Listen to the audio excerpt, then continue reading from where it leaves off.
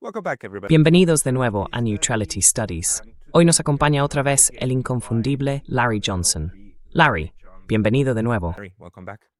Señor, me alegra verlo. Very good seeing you too. Encantado de verte también. Eres uno de los mejores analistas para contarnos lo que está pasando, al menos desde el lado estadounidense, en la guerra con Irán.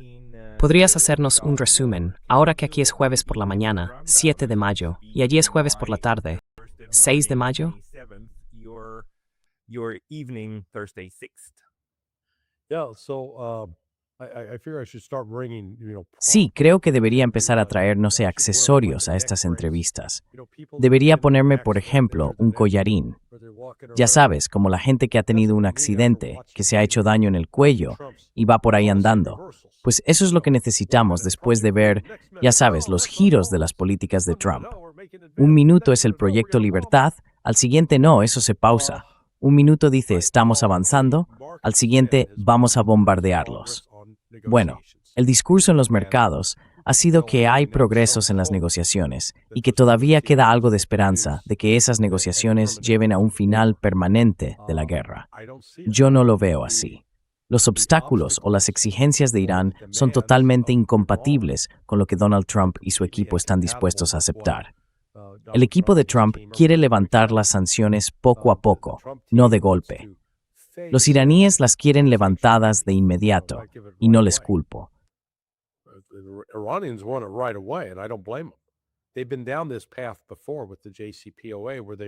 Ya han pasado por esto antes con el acuerdo nuclear, el JCPOA. Les prometieron un alivio de sanciones, y solo tenían que, demostrar que actuaban de buena fe. Actuaron de buena fe, hicieron todo lo que se les pidió, y luego Trump rompió el acuerdo. Y nadie levantó las sanciones que pesaban sobre ellos. Quieren que se les devuelva el dinero que está congelado. De hecho, hoy han presentado su plan sobre cómo van a gestionar el estrecho de Hormuz. Y cualquiera que haya estado aplicando sanciones contra Irán no podrá usar el estrecho de Hormuz, así, directamente. Cualquiera que haya permitido que su territorio, su país, como Arabia Saudí, Qatar, Kuwait, Bahrein, los Emiratos Árabes Unidos o Jordania, fuera utilizado por Estados Unidos para llevar a cabo ataques en Irán, tendrá que pagar una multa.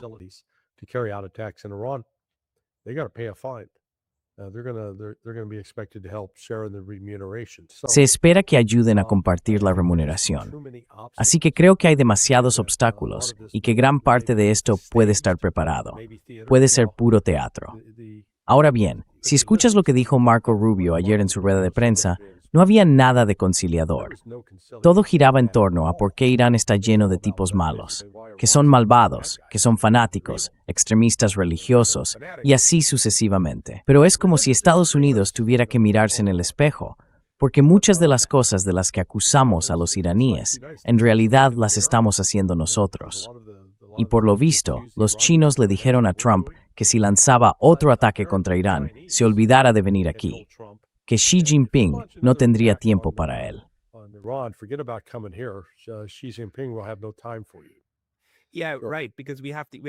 Sí, claro, porque tenemos la próxima reunión entre Trump y Xi Jinping a finales de este mes, y acabamos de tener a Arakchi, en creo que Pekín, reuniéndose con el ministro de Asuntos Exteriores chino, ayer o hoy. ¿Qué opinas de eso? ¿Has oído algo sobre de qué trataron esas conversaciones?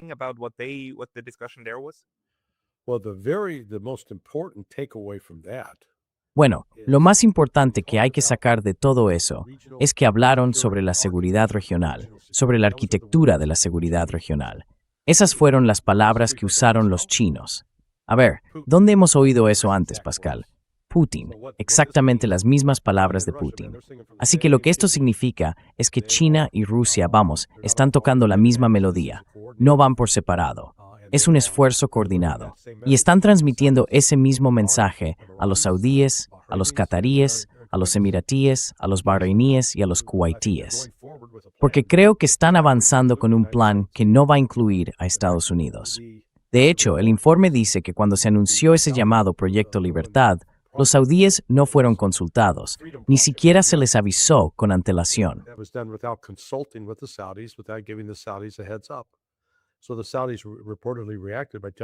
Al parecer, los saudíes respondieron diciéndole a Estados Unidos, no podéis lanzar más operaciones aéreas desde Arabia Saudí.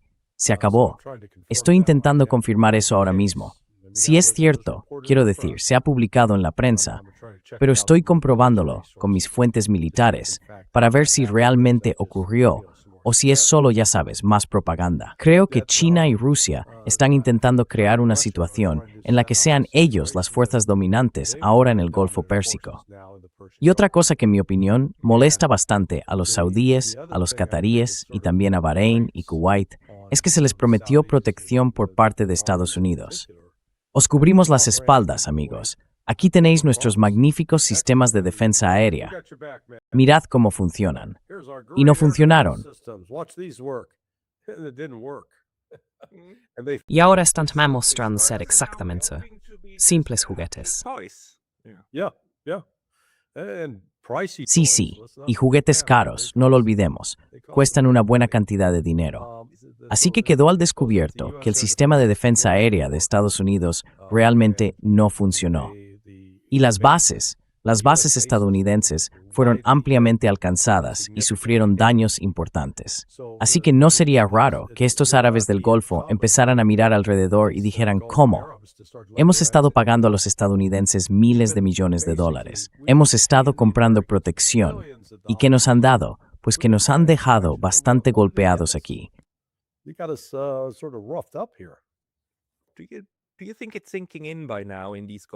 ¿Crees que ya están asimilando en esos estados del Golfo que esa es la situación real? Porque hablé con Mohamed Marandi la semana pasada y me dijo, mira Pascal, si los estados árabes hoy declararan su neutralidad y dijeran algo así como, no más vuelos de Estados Unidos sobre nuestro territorio, no más bases, no más atraques en nuestros puertos, no más uso de nuestras capacidades para llevar a cabo ningún tipo de guerra contra Irán, entonces la guerra se acabaría con ese simple anuncio, porque Estados Unidos no podría hacerlo sin ellos. Y a estas alturas, parece que esa es la realidad física que va a existir en el Golfo. Así que, ¿tú crees que ya lo están entendiendo? ¿O todavía pasará un tiempo hasta que incluso Emiratos y Qatar se sumen?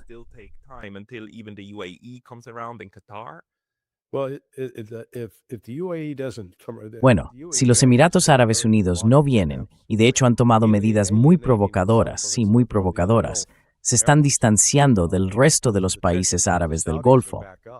Las tensiones con los saudíes han vuelto a subir. De hecho, hace unos meses se consideraba que estaban cerca de entrar en guerra entre ellos. Pero la exigencia de Irán es que quiere garantías de seguridad, que no va a ser atacado otra vez. Entonces, ¿cómo se traduce eso en acciones concretas? Pues una forma es que se prohíba tener bases militares estadounidenses en cualquiera de esos países que están junto a Irán, porque si el ejército no está allí, les resultará muy difícil lanzar ataques.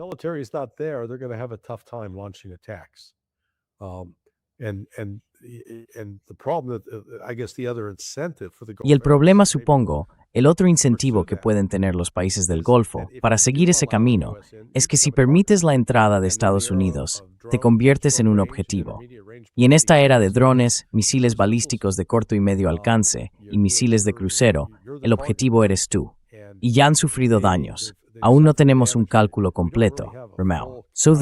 Pero algunos de los primeros indicios apuntan a que se tardará de años en recuperar algunas de esas capacidades.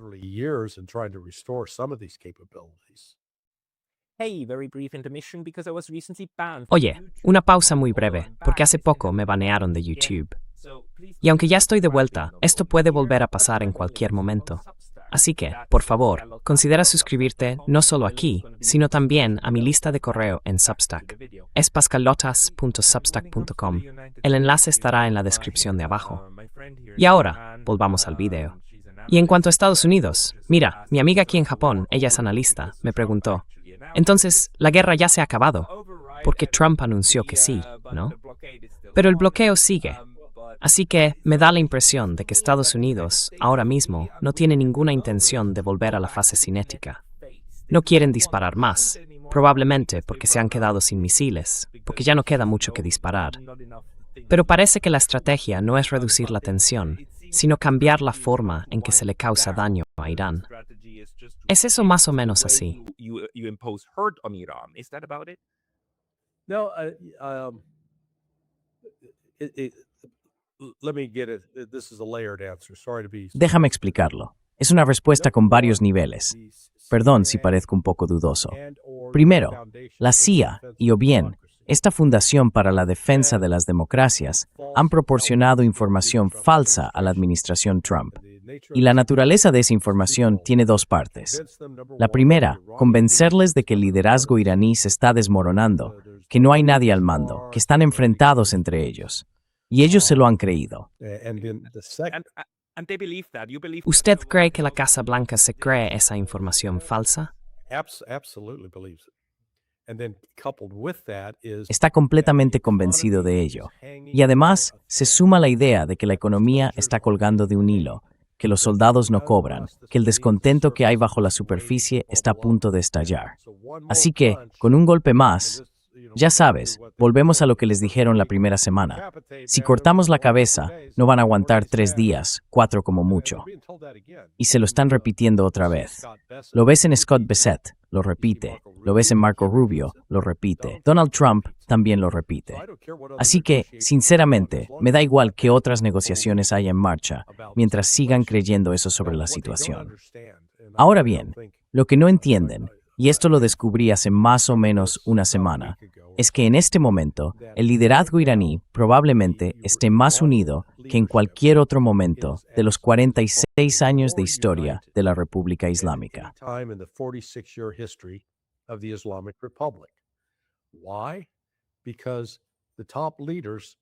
¿Por qué? Porque los principales líderes tienen algo en común. Todos lucharon en la guerra del 80 al 88, la que Irak impuso a Irán. Todos lo hicieron. Pezeshkian fue reclutado por el ejército, pero era médico y sirvió todo su tiempo como médico en la Guardia Revolucionaria. Arakchi, el ministro de Exteriores, también estuvo en la Guardia Revolucionaria. Ghalibaf, el presidente del Parlamento, igual, en la Guardia Revolucionaria. Y luego está el ayatolá Mojtaba Khamenei, que se unió a la Guardia Revolucionaria con 17 años en 1987 y luchó durante 2 años. Participó en 4 grandes batallas. Así que tenemos una generación de hombres que, bueno, el más joven es Mojtaba, que tiene 56 años. El mayor es Pezeshkian, tiene mi edad, 71. Yo tengo mejor aspecto que él, solo diré eso. Estoy mejor conservado.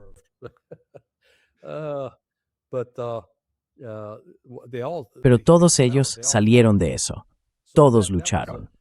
Así que fue, y lo hicieron siendo muy jóvenes, ya sabes, entre los 17 y los 30 años. Eso es lo que les ha formado, lo que les ha hecho ser quienes son hoy. Y ahora los han vuelto a atacar, igual que en 1980, solo que de una forma mucho más brutal. Así que esa idea de que están enfrentados entre ellos y divididos, eso es pura propaganda occidental. Es una tontería. Y en cuanto a la economía, eso de que está, ya sabes, funcionando por inercia, que va a colapsar en cualquier momento. El bloqueo de Estados Unidos es una farsa, porque si lo piensas, es una cuestión de matemáticas muy simple.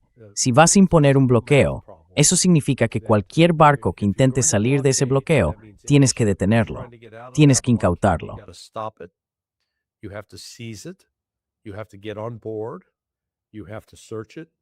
Tienes que subir a bordo, tienes que registrarlo, y luego tomas el control y colocas una tripulación de premio. Desde el 15 de abril han salido de Irán unos 150 barcos, al menos 150, y solo tenemos informes de que Estados Unidos ha abordado 2.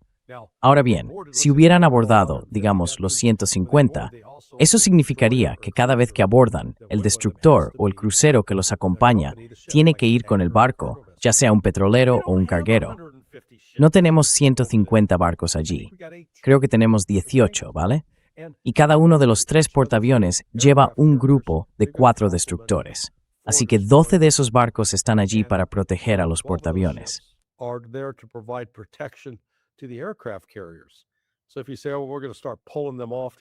Así que si dices, bueno, vamos a empezar a sacar a esa gente para ir a capturar barcos, entonces dejas los portaaviones completamente vulnerables. totalmente expuestos. Así que en realidad el bloqueo no ha sido un factor relevante en ese sentido. Pero la otra parte es que Irán no está rodeado.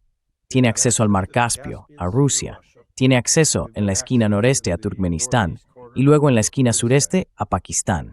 Y Pakistán se ha abierto. Dijeron, oye, hemos abierto 6 rutas de transporte que están moviendo contenedores de carga de unos 12 metros y todo tipo de mercancías que entran y salen de Irán. Así que esa mentira de que Irán está en una situación económica desesperada, que nunca ha estado peor, es simplemente que las autoridades estadounidenses se están engañando a sí mismas. It's just the US authorities deluding themselves. Yeah, and of course, Iran is also a 90 million Sí, y population, claro, which means Irán también tiene una población de unos 90 millones de personas, lo que significa un mercado interno considerable, además de acceso a muchas materias primas, sobre todo a la energía, al petróleo, por supuesto. Y Estados Unidos intentó destrozar buena parte de la capacidad de producción petrolera, pero Irán dejó muy claro que si hacían eso, entonces ellos destruirían la suya. Punto. Así que ese conflicto se frenó, y supongo que ahora estarán trabajando en reparar todo eso. Sí. We're working on fixing all of that. When Yeah, I was just going to say, it's one more example of the schizophrenia. of Sí, the US justo iba a decir foreign eso. policy. Es otro ejemplo más de la esquizofrenia de la política exterior y energética de Estados Unidos. Recuerda, a las 2 semanas, ¿qué anunció Scott Bessent? Pues que levantaban las sanciones al petróleo ruso e iraní para que todo el mundo pudiera comprarlo. Y no intentaban destruir ninguno de los cargamentos que estaban en alta mar, porque necesitaban ese petróleo para intentar estabilizar el precio. Ahora han fracasado. Han fracasado en eso. They have now failed. They have failed in that.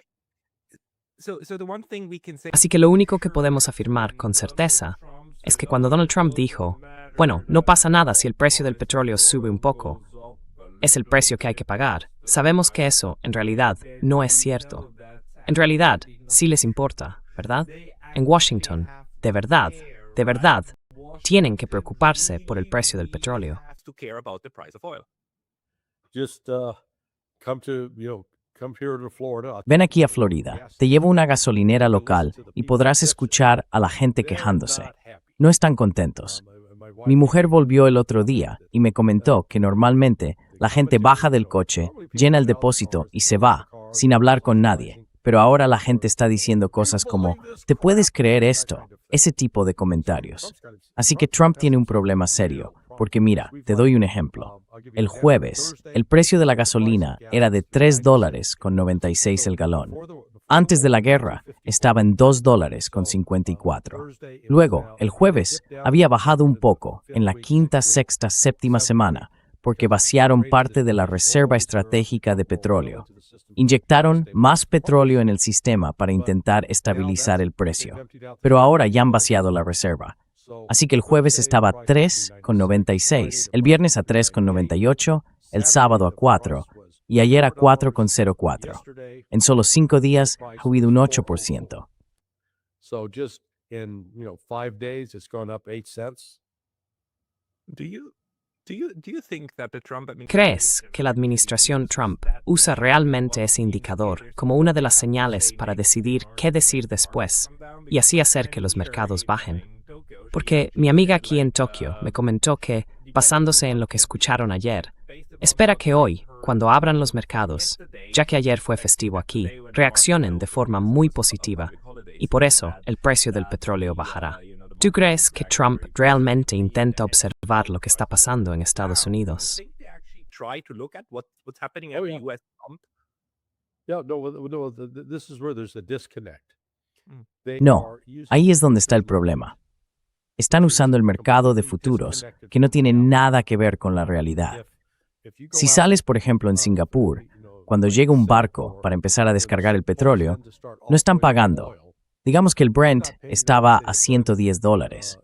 Ni siquiera he mirado hoy cuánto marca, porque hay tanta manipulación en el mercado que ya da igual. Pero el precio real que se paga en el muelle, porque el mercado de futuros en papel no significa nada.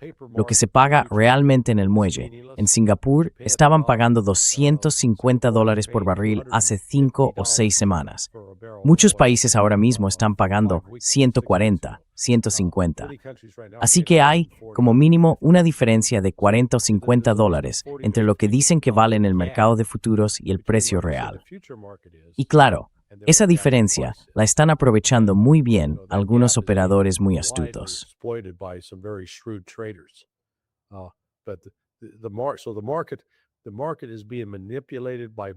Así que el mercado está siendo manipulado por la política y por la percepción.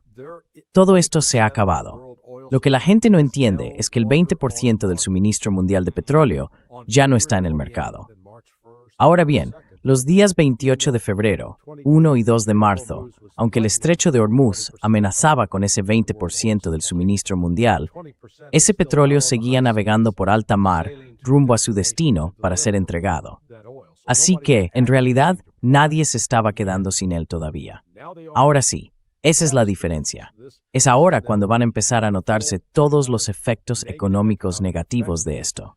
Y bueno, algo tan simple como la gente que aquí en Florida tenemos sol todo el año, la hierba crece sin parar, así que hay que tener a alguien que cuide el césped y lo corte.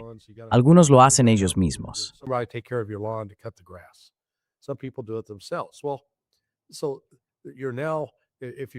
Bueno, si ahora tienes, por ejemplo, un cortacésped de unos 5 galones, básicamente estás pagando entre 5 y 8 dólares más por la gasolina que hace 2 meses. Y con los vehículos pasa lo mismo. El diésel está, ya sabes, casi al doble de precio. Así que todo el mundo va a notar un efecto inflacionario inmediato, porque la gente tiene que pagar más, no solo por cosas como el mantenimiento del jardín. Yo tengo perros y les damos una dieta de comida cruda. Compramos un rollo de carne picada de unos 2,5 kilos y lo dividimos. Cada uno come más o menos 3/4 de libra al día. Son perros grandes, de unos 65 kilos. Hace un año pagaba 14 dólares con 50 por ese rollo de 5 libras. Hoy cuesta 21 dólares con 50. Increíble. Y hace 2 semanas estaba en 20 con 50. Y hace mes y medio en 19 con 50. Así que el ritmo de subida de precios está, de hecho, es now.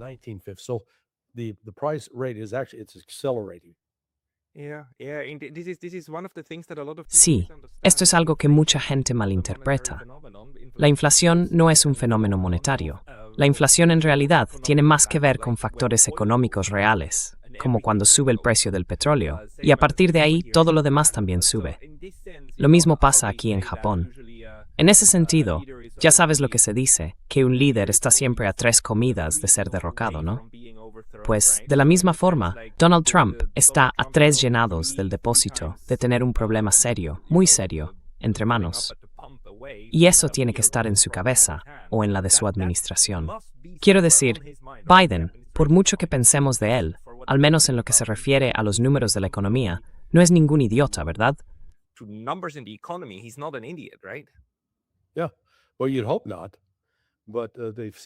Sí, bueno, esperemos que no, pero parece que han conseguido manipularlo o convencerse de que no es tan grave. Verás, normalmente los economistas, o la gente en general, miran la inflación en una sola dimensión. Piensan, hemos impreso demasiado dinero, hay demasiados dólares persiguiendo muy pocos bienes. Pero a veces la inflación se debe a que se imprime demasiado dinero. Y eso no es lo que está pasando ahora.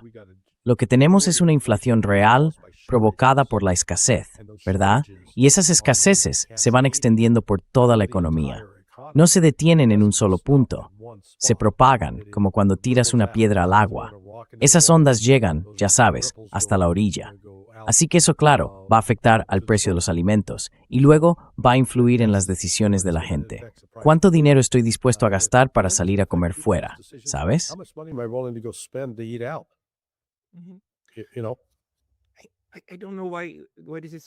No entiendo por qué esto es tan difícil. Quiero decir, si el precio de la energía sube, ¿cómo vas a conseguir una botella de agua que se embotella, no sé, en el centro de Estados Unidos? ¿Cómo la vamos a llevar hasta la costa? O al revés. Todo tiene que subir, porque todo necesita ser transportado. Y para transportar se necesita energía. Punto.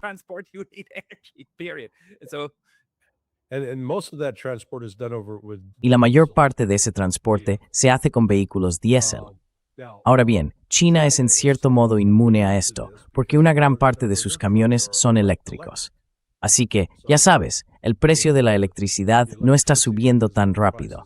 Y esto, de hecho, podría impulsar a mucha gente a pasarse a los vehículos eléctricos.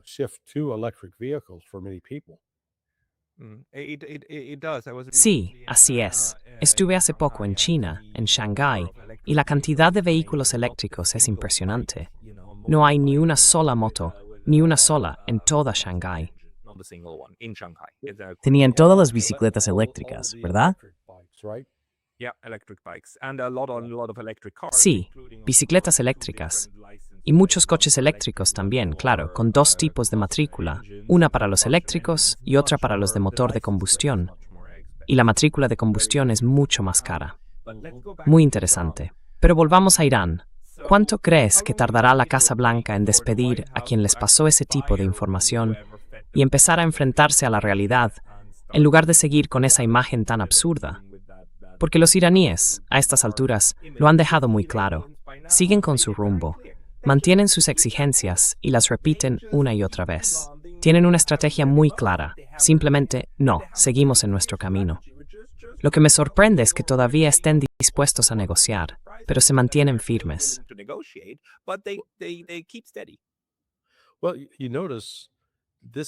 Bueno, fíjate, es el mismo fenómeno que hemos visto con respecto a los rusos y las negociaciones con ellos. Occidente se niega a escuchar lo que dicen los rusos y siempre inventan explicaciones extrañas sobre otras cosas que supuestamente están pasando. Y mientras tanto, los rusos han repetido una y otra vez, esta es nuestra posición, igual que han hecho los iraníes.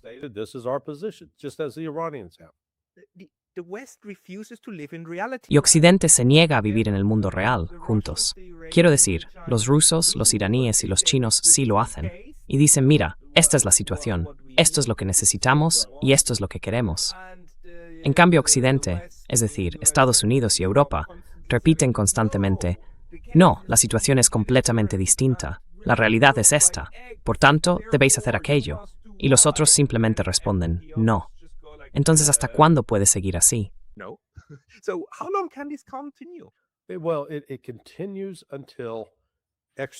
Bueno, esto sigue así hasta que ocurren hechos externos que obligan a los líderes a enfrentarse a la realidad. Entonces, en lo que respecta a Irán, creo que el detonante será el crecimiento económico, o más bien una crisis económica global que finalmente obligará a Trump a romper con esa, digamos, dependencia patológica de Israel. Ha sido muy interesante en las últimas 24 horas con las noticias sobre la posibilidad de negociaciones entre Estados Unidos e Irán que se rompieron. Espera un momento, acabo de recibir una información que puede ser relevante aquí. Déjame echarle un vistazo rápido. Por favor, por favor. Porque hice una pregunta. Dije, NBC está informando que los saudíes se han negado a permitir que Estados Unidos use cualquiera de sus bases aéreas ahora mismo. Están enfadados con Trump por haber anunciado el proyecto Libertad sin consultarlo con ellos desde el principio. Y le pregunté a alguien que está en posición de saberlo. Le dije, ¿es cierto? Y me respondió. Mi amigo me dijo, sí, hay una cantidad enorme de caos ahora mismo intentando ajustar el plan de maniobra del comandante del componente aéreo de las fuerzas combinadas, ya que no podemos despegar ni recuperar nada desde la base aérea Príncipe South en este momento. Así que eso es para NBC. NBC tiene un informe correcto ahí.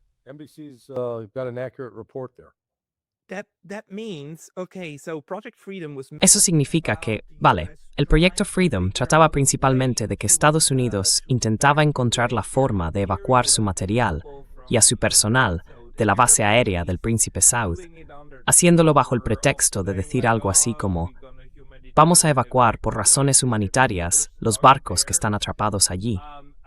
Y ahora han tenido que abandonar todo eso en menos de 24 horas. Pero el efecto secundario es que los saudíes están realmente enfadados, porque todo se hizo a sus espaldas. Básicamente, otra vez, como si los hubieran vuelto a dejar tirados. Sí, bueno, y además les habían prometido, oye, esto se acaba en 4 días. Irán será derrotado. No os tocarán ni un pelo. ¿Y cómo acabó eso? No muy bien. In fact, it turns out that Iran has beaten. De hecho, resulta que Irán ha derrotado a dos potencias nucleares. Ni siquiera necesita una bomba nuclear para hacerlo. Y eso empieza a tener eco en todo el Golfo. Es interesante lo que pasa con los saudíes, porque eso nos lleva, creo, a los contactos con China y con Rusia. Están moviendo los canales diplomáticos con los saudíes, con los cataríes. Así que esto crea un verdadero problema para Estados Unidos, y cualquier intento que tuvieran en mente de lanzar ataques, bueno, por lo que he oído, y con bastante buena confirmación, Estados Unidos probablemente iba a empezar hoy, día 7 para vosotros, a lanzar nuevas incursiones en Irán. Pero creo que eso puede haberse detenido por ahora, en parte porque los saudíes están diciendo, no vais a volar nada más desde nuestro país. Olvidaos.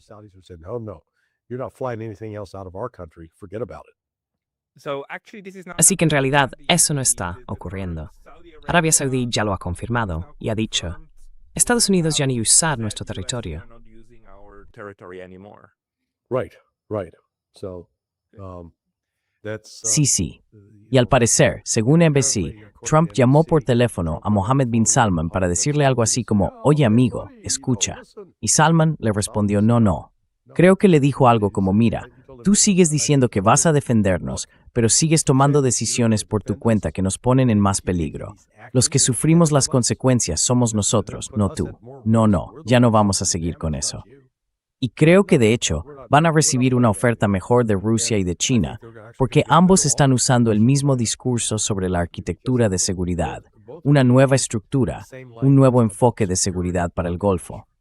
El esquema anterior se basaba en tener a Estados Unidos preparado para atacar a Irán, proporcionando equipamiento militar, pero a cambio de que los saudíes y los cataríes compraran miles de millones de dólares en bonos del Tesoro estadounidense, aportando miles de millones de apoyo a un gobierno de Estados Unidos que, en realidad, no está defendiendo sus intereses en absoluto.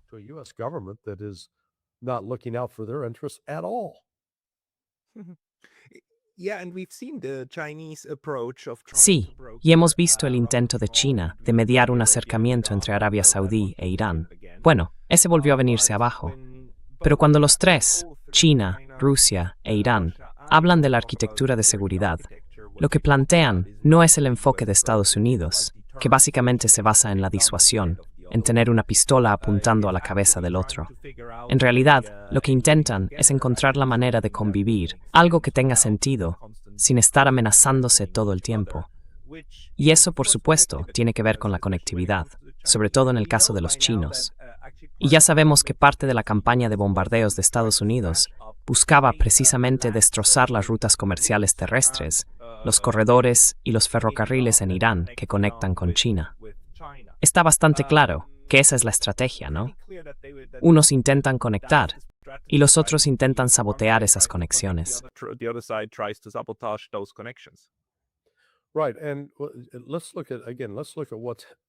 Bien, y veamos otra vez lo que ha pasado en la última semana. Rusia anunció que a partir de ahora, si quieres comprar su petróleo, tendrás que pagarlo en yuanes. Es decir, quieren que se les pague en la moneda china. China, hace 2 días, dijo a sus refinerías y a los bancos que han sido amenazados con sanciones si compran petróleo iraní o ruso, que se olvidaran de las sanciones estadounidenses. Les dijeron, literalmente, que las ignoraran, que no las iban a aplicar en absoluto, y que si iban a por ellos, China los respaldaría. Así que ya ves, el lenguaje que usaron fue de desafío, algo bastante poco habitual. Los chinos suelen ser extremadamente corteses. Fue un lenguaje nada diplomático. Así que, en cierto modo, Trump ha conseguido galvanizar y construir una nueva alianza entre Rusia, China e Irán. Y ahora eso se va a extender a otros países del Golfo.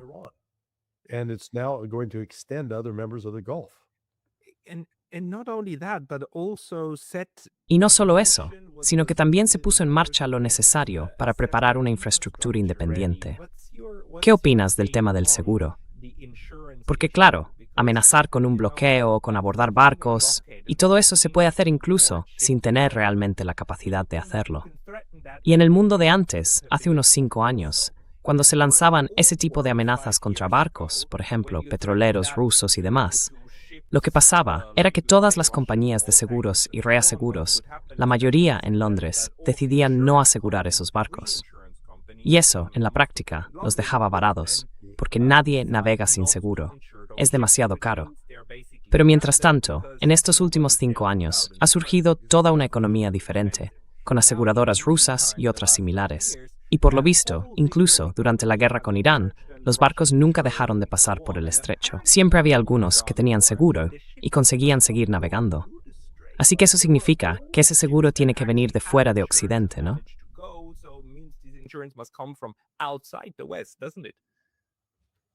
Well, let me ask you a question. Bueno, déjame hacerte una pregunta. Vamos a hacer una prueba aquí. Me encanta ponerle un test al profesor. En el año 2000, ¿qué país del mundo estaba más representado entre los 10 bancos más importantes? Yeah, in 2000. Mi intuición me dice que querría decir Suiza, pero probablemente fue Londres. Fue la City de Londres. Japan. Japan had 5 En el año 2000, Japón tenía 5 de los 10 bancos más grandes del mundo. number one bank. El número 1 en ese momento era el Deutsche Bank. Y luego estaba el Banco de París. Creo que era BNC, BNP, algo así, Paribas. Sí, Paribas, ese era. Después, las posiciones 3 y 4 eran de bancos japoneses. Y también, si no me equivoco, las posiciones 5, 8 y 9 eran de Japón. Creo que en la lista también estaban HSBC, JP Morgan y otros. Eso era en el año 2000. Hoy, en 2025, los 10 primeros son distintos. China ocupa las 4 primeras posiciones. China ni siquiera aparecía en la lista hace 25 años. Luego Estados Unidos tiene al Bank of America y a JP Morgan Chase. Then the US got Bank of America and JP Morgan Chase. Then you've got one HSBC. Luego tienes uno, el HSBC en Reino Unido, el banco francés, y creo que hay un banco suizo. Fíjate en Alemania, y hay también un banco japonés, Mitsubishi. Así que Japón pasó de tener 5 de los bancos más grandes del mundo hace 25 años a no tener ninguno. China, en cambio, pasó de no tener nada a tener ahora los 4 bancos más grandes del mundo. Eso por sí solo muestra el cambio en el poder económico. No está en la City de Londres. Esa obsesión de algunos con la City de Londres es una tontería, porque no son los bancos de los Rothschild los que dirigen bancos chinos. It's not the Rothschild's bank that's running the Chinese banks. Y bueno, lo interesante, según me contó también esa amiga, es que los bancos japoneses están bastante preocupados porque están conectados al sistema occidental. Y aunque quisieran conectarse al sistema chino, no podrían. El mercado chino está completamente, absolutamente separado. Los rusos, en cambio, son compatibles, me dijo. Así que, si se levantaran las sanciones, se podría volver a hacer negocios con los rusos. Pero con los chinos no. No se puede, porque los sistemas se mantienen totalmente separados. No solo las normas, también los sistemas. Entonces, claro, eso nos muestra ahora que las sanciones van a ser cada vez menos útiles. Que incluso los bloqueos van a servir de menos, salvo que estés, por desgracia, en La Habana, donde estás, digamos, en el abrazo físico de Estados Unidos. Pero fuera de eso, básicamente ahora existe una infraestructura separada con la que se puede trabajar. Yeah, it is. Sí, así es. Bueno, lo que estamos viendo es la reestructuración del sistema financiero internacional, que a su vez implica la reestructuración del sistema político. Es decir, las dos cosas están completamente entrelazadas. Por eso he usado la analogía de lo que estamos presenciando, lo que empezó el 28 de febrero con el cierre del estrecho de Hormuz, que en la práctica supuso cortar el 20% del suministro mundial de petróleo, el 25% del gas natural licuado y el 35% de la urea que se usa para fertilizantes. No sé el porcentaje exacto de helio y de ácido sulfúrico, pero es importante. Bien, cuando esas carencias empiezan a notarse, es como con un tsunami. Cuando el tsunami se inicia, toda el agua se retira hacia el océano. No le importa nada. Y si estás sentado en la playa, piensas, mira qué curioso.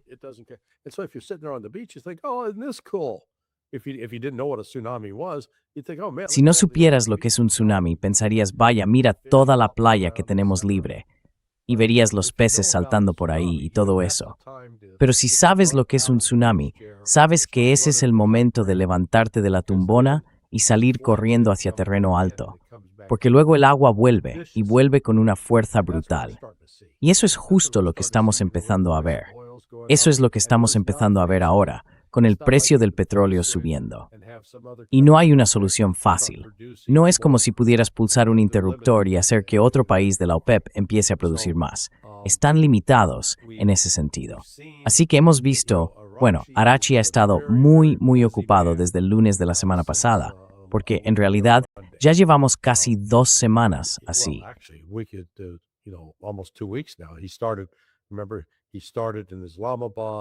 Empezó en Islamabad, luego fue a Mascate, en Omán, después volvió a Islamabad. Luego hace una semana, el lunes, subió a San Petersburgo con Putin. Al día siguiente, de nuevo en Irán.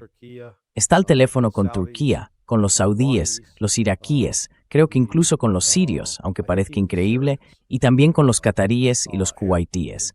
No habló con los Emiratos Árabes Unidos. Así que, ya sabéis, les está poniendo al día sobre todo esto. Este es el estado de la situación. Esto es lo que está ocurriendo. Estos son nuestros planes a partir de ahora, intentando construir una relación. Y parece que ahora empieza a dar sus frutos. Así que esta guerra podría llegar a detenerse, aunque solo sea porque Estados Unidos ya no podrá usar las bases militares en Arabia Saudí y en Qatar. Qatar será el siguiente en dar el paso. Veremos si lo hacen. Qatar would be the next shoe to drop. We'll see if they do it.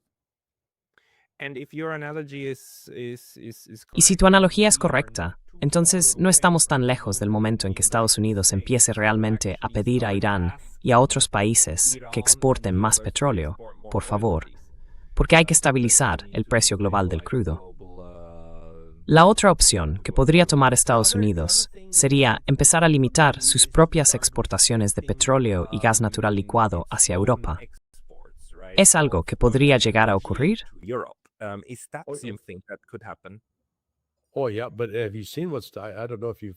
Sí, pero has visto lo que está pasando. No sé si lo has visto. Ayer vi un gráfico que mostraba que a medida que crecen esas diferencias de precios, el West Texas Intermediate, el WTI, según aparece en el gráfico de oilprice.com, estaba apenas por encima de los 100, o sea, era de los petróleos más baratos del mercado. Pues adivina qué, la gente en todo el mundo está comprando ese. Así que en realidad, las exportaciones de Estados Unidos han subido tanto que están provocando escasez aquí dentro del país. Y eso está agravando el precio de la gasolina. Es increíble, de verdad.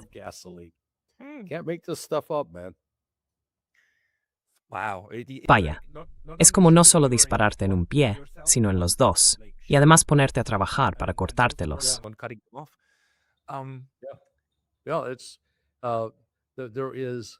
Sí, es casi una forma de locura, no es racional. O bueno, sí lo es, ya sabes, como Scott Bessent, el secretario del Tesoro. Él realmente cree en esas cosas, que Irán está en una situación desesperada y que la presión de Estados Unidos está siendo efectiva para provocar un cambio. Pero no es así.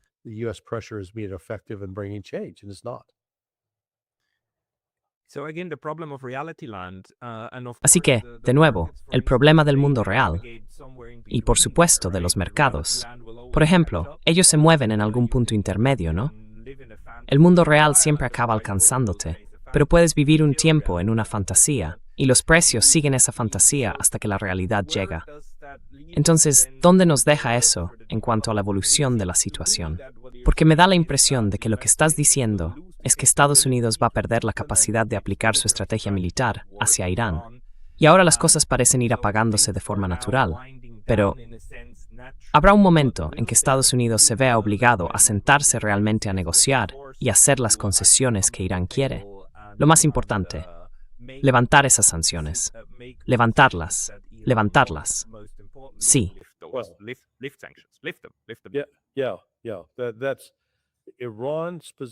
Sí, esa es la posición de Irán.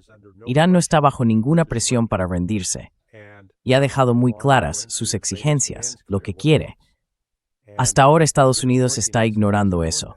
A medida que la situación económica empeora, tanto en Estados Unidos como en toda Asia, aumenta la presión política sobre Washington para resolver este problema.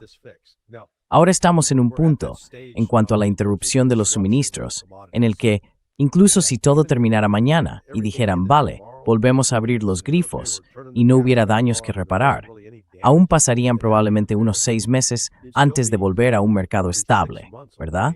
Así que va a haber un caos considerable durante esos 6 meses intermedios. During those intervening 6 months. Right. So, and maybe as a last point. Vale, quizá como último punto, ¿cuál es tu valoración de la situación en Israel? Porque históricamente ha sido uno de los mayores obstáculos para cualquier intento de reducir la violencia. Y vemos cómo siguen con sus operaciones en Líbano y también en Gaza. Los grandes medios siguen diciendo que hay un alto el fuego, pero aunque mueran decenas de personas cada día, lo siguen llamando un alto el fuego frágil, cuando claramente no lo es. ¿Cuál es tu valoración de la situación en Israel? Israel's panicked right now. Israel está ahora mismo en pánico. Hay informes que dicen que las decisiones de Trump, tanto sobre el proyecto Libertad como sobre las negociaciones con Irán usando a los pakistaníes como intermediarios, no se han coordinado previamente con Israel. Así que Israel informa de que Netanyahu y Katz están llamando a distintas personas. Te aseguro que están llamando a Miriam Adelson. Y Miriam Adelson, que tiene línea directa con Trump, lo va a llamar y le va a decir qué demonios está pasando. Así que, ya sabes, creo que ese tipo de presión también va a influir en Trump. Va a sentir la presión de seguir atacando a Irán y no de buscar la paz. Pero las presiones sobre él están aumentando y va a tener que tomar una decisión en los próximos 5 a 7 días. Within the next 5 to 7 days. Pero podrían hacerlo. Quiero decir, parte de la información que recibí la semana pasada indica que Estados Unidos ha reducido, por ejemplo, el inventario de misiles Patriot y THAAD y otros sistemas en un 50 o 60%. Entonces, ¿existe todavía la capacidad de atacar a Irán con armas convencionales en este momento? ¿Sigue habiendo suficiente material en la región que se puede utilizar para eso? They've got on the offensive side. En el lado ofensivo están muy justos. El inventario de misiles Tomahawk ha bajado muchísimo, igual que el de los CHAS-M. Son misiles de crucero de largo alcance que se lanzan desde el F-35. El sistema de defensa aérea está en una situación aún peor. Sé que CNN informó de que los misiles PAC-3 habían bajado un 50%. No, yo te aseguro que han bajado un 90% y están muy escasos. Lo mismo pasa con eso, porque cuando hablamos de sistemas interceptores que no han tenido una producción significativa, mira, la producción total de PAC-3 hasta finales de diciembre de 2025 era de 6.420. Y cuando entiendes que hay que disparar 2 interceptores contra cada misil entrante, te das cuenta de que aunque tengas 6.420, en realidad solo podrías atacar y neutralizar 2.310. Then you realize that although you got 6,420, you actually could only attack Misiles de crucero balísticos y drones. Bueno, si miras cuántos hay ahora mismo, ya sabes, entregamos 1,000 de esos PAC-3 a Ucrania y Rusia ha lanzado más de 12,000, 14,000 misiles en los últimos 4 años. Así que claramente no hay suficientes misiles Patriot como para marcar la diferencia. Y suponiendo que no sirvieran para nada, que, de hecho, no sirven, no son eficaces contra misiles balísticos. Quizá funcionen bastante bien contra algunos sistemas subsónicos, pero contra los supersónicos, olvídalo. But particularly those that are supersonic, forget about it. Right. So that doesn't leave a lot De acuerdo, así que eso no deja muchas opciones abiertas.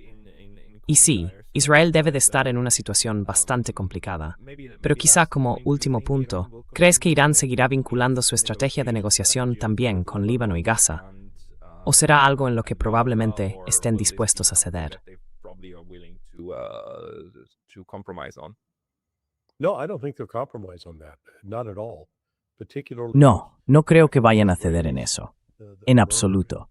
sobre todo teniendo en cuenta que los israelíes asesinaron no solo al ayatolá, sino también a esas 168 chicas. Sí, las chicas de Medan. Eso sigue muy presente en la memoria del pueblo iraní. Y es algo que no van a olvidar. Los estadounidenses deberían intentar entenderlo. Ahora se cumplen 25 años. Este septiembre será el 25º aniversario de los atentados del 11 de septiembre, ¿verdad? Y aún así, cada mañana del 11 de septiembre, siguen leyendo los nombres de todas las víctimas.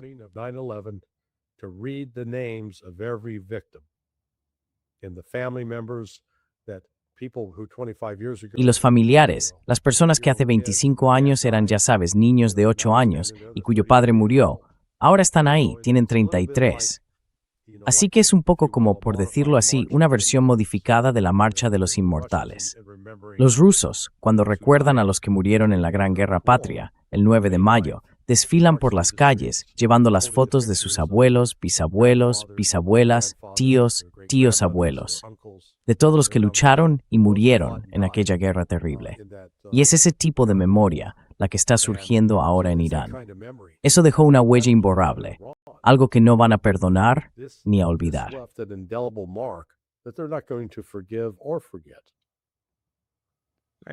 Right. No, okay, that's, Sí. No, vale. Tiene mucho sentido. Y como Irán está ganando la guerra, su versión de lo que ha sido este conflicto será la que predomine, sobre todo fuera de Occidente. Larry, ha sido una explicación muy completa. Muchísimas gracias. Quienes quieran leerte y saber más de ti, deberían ir, por supuesto, a tu estupenda página web, sonar21.com, ¿verdad? Sí, eso es. .com, right? Yes, that's it. Come there. Any other- And, I'm at, Ven Larry aquí. C. Johnson. También estoy en Substack como Larry C. Johnson, así que esa es otra opción. Sí, iba a decir que si la gente quiere suscribirse, muchos prefieren hacerlo y recibir una notificación. Eso sale directamente de mi página de Substack. No cobro nada por ello. Si alguien quiere hacer donaciones, puede hacerlo. En Substack digo, vale, si quieres comentar, pagas una pequeña cuota, pero por lo demás puedes leer gratis y tienes el mismo acceso igualmente. You get the same access regardless. So It's a wonderful model and I recommend it to everybody. I do. Es un modelo estupendo y se lo recomiendo a todo el mundo. Yo hago lo mismo en Substack. Y por favor, suscribíos al Substack de Larry con una suscripción de pago, porque a Larry también lo expulsaron de YouTube. Tengo que recordarlo, te echaron de YouTube, no te permiten estar allí. Pero en Substack todavía hay libertad, y además es una forma de apoyarte. Así que, por favor, todos, suscribíos al Substack de Larry o a su página web, Larry Johnson. Muchísimas gracias por tu tiempo hoy. Homepage, Larry Johnson. Thank you so much for your time today. Hey, Pascal. Hola Pascal, siempre es un placer, amigo mío. Y espero que un día de estos podamos vernos en persona. In person. I hope so. Eso espero, lo haremos pronto. Nos vemos. See you. Bye, Wes Jos. Bye-bye.